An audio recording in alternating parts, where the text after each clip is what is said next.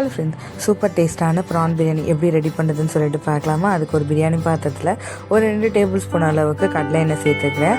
அதுலேயே பார்த்திங்கன்னா 2 table spoon அளவுக்கு நெய் சேர்த்துக்கிறேன். நெய் நல்லா உருகினதுக்கப்புறமா க்ளீன் பண்ணி வச்சுருந்தா ஒரு 1/2 கிலோ அளவுக்கு ப்ரான் இதில் சேர்த்துட்டு 1/2 டேபிள் ஸ்பூன் அளவுக்கு இஞ்சி பூண்டு பேஸ்ட்டு, 1 டேபிள் ஸ்பூன் அளவுக்கு வெறும் மிளகாத்தூள் இதெல்லாமே சேர்த்து ஒரு 5 to 3 minutes வரைக்கும் வதக்கி எடுத்துக்கோங்க. இப்போ நல்லா வதங்கி எடுத்ததுக்கப்புறமா பார்த்திங்கன்னா ப்ரான் எல்லாம் தனியாக எடுத்துக்கோங்க. இந்த எண்ணெயிலேயே தான் நம்ம ஸ்பைசஸ் எல்லாத்தையுமே சேர்க்க போகிறோம். நான் பார்த்திங்கன்னா பட்டை, லவங்கம், கிராம்பு, ஏலக்காய், சோம்பு, அதுக்கப்புறம் பிரியாணி இலை இது எல்லாத்தையுமே பார்த்திங்கன்னா நம்ம ரெடி பண்ணி வச்சுருந்தேன் அந்த எண்ணெயிலேயே சேர்த்துக்கிறேன். இது மாதிரி நம்ம பண்ணும்போது ப்ரானோட டேஸ்ட்டும் ப்ரான் ஓவர் குக் ஆகாமலே இருக்கும். அதுக்கப்புறம் இதுலேயே பார்த்திங்கன்னா ஒரு 2 வெங்காயம் மீடியம் சைஸ் வெங்காயத்தை நல்லா நீல வாக்கில் கட் பண்ணி வச்சுருந்தேன். அதோடு 2 பச்சை மிளகா, அதுக்கப்புறம் பார்த்திங்கன்னா 2 தக்காளி மட்டும் நல்லா பழுத்த தக்காளியை இதில் சேர்த்து வதக்கி விட்டுக்கோங்க. இப்போ வெங்காயம் தக்காளி நல்லா வதங்கினதுக்கப்புறம் ஆல்ரெடி நம்ம ஒரு டேபிள் ஸ்பூன் அளவுக்கு இஞ்சி பூண்டு பேஸ்ட் சேர்த்துருப்போம். ஸோ இதில் பார்த்திங்கன்னா இன்னொரு 2 டேபிள் ஸ்பூன் அளவுக்கு இஞ்சி பூண்டு பேஸ்ட்டை சேர்த்து நல்லா வதக்கி விட்டுக்கோங்க. இஞ்சி பூண்டு பச்சை வாசனையெல்லாம் போனதுக்கப்புறம் பார்த்திங்கன்னா ஒரு 1/2 எலுமிச்சம்பழத்தோட ஜூஸ் சேர்த்துக்கோங்க. சில பேருக்கு சீ ஃபுட்டோட தயிர் மிக்ஸ் பண்ணி சாப்பிடும்போது அலர்ஜி ஆகும்னு நினைப்பாங்க. ஸோ அந்த மாதிரி இருக்கவங்க தயிரை மட்டும் ஸ்கிப் பண்ணிக்கோங்க. எனக்கு அந்த ப்ராப்ளம் இல்லாதனால நான் 2 டேபிள் ஸ்பூன் அளவுக்கு தயிர், அதுக்கப்புறம் க்ளீன் பண்ணி வச்சுருந்தேன் புதினா கொத்தமல்லியும் இதில் சேர்த்து நல்லா வதக்கி விட்டுக்கிறேன்.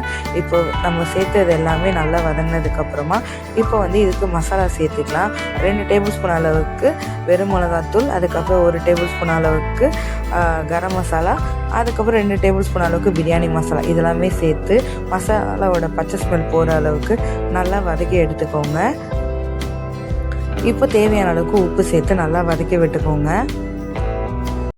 நான் இந்த அழகில் 2 அழகு பாஸ்மதி ரைஸ் எடுத்து 1/2 மணி நேரத்துக்கு முன்னாடி ஊற வச்சுருக்கேன். ஸோ அதனால் இதுக்கு 4 டம்ளர் அளவுக்கு தண்ணி சேர்த்துக்கிறேன். நீங்கள் எந்த அளவுக்கு அரிசி எடுக்கிறீங்களோ அதுக்கேற்ற மாதிரி 1 பங்கு அரிசிக்கு 2 பங்கு தண்ணி.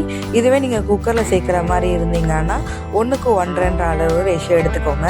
இப்போ டேஸ்ட் பார்த்துக்கலாம். உப்பு கரெக்டாக இருந்ததுன்னா உப்பு சேர்த்துக்கலாம் இந்த ஸ்டேஜில்.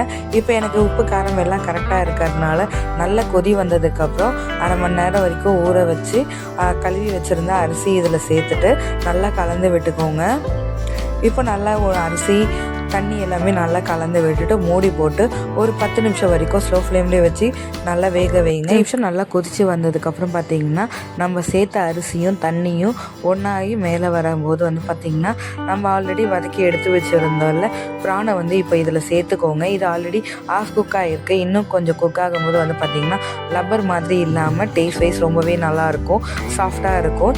இப்போ பார்த்திங்கன்னா ஃப்ளேவருக்காக ஒரே ஒரு டேபிள் ஸ்பூன் அளவுக்கு நான் நெய் சேர்த்துக்கிறேன். இப்போ எல்லாத்தையுமே நல்லா கலந்ததுக்கப்புறமா தம் போட ஆரம்பிக்கலாம். தம் போடுறதுக்கும் போது பார்த்திங்கன்னா நான் பழைய தோசைக்கல் இருக்கும்ல அது மேலே தான் தம் போடுவேன்னா. ஸோ அப்போ நம்ம கீழே அடி பிடிக்காமல் சாதமும் ஃப்ளேவர்ஃபுல்லாக சூப்பராக இருக்கும்.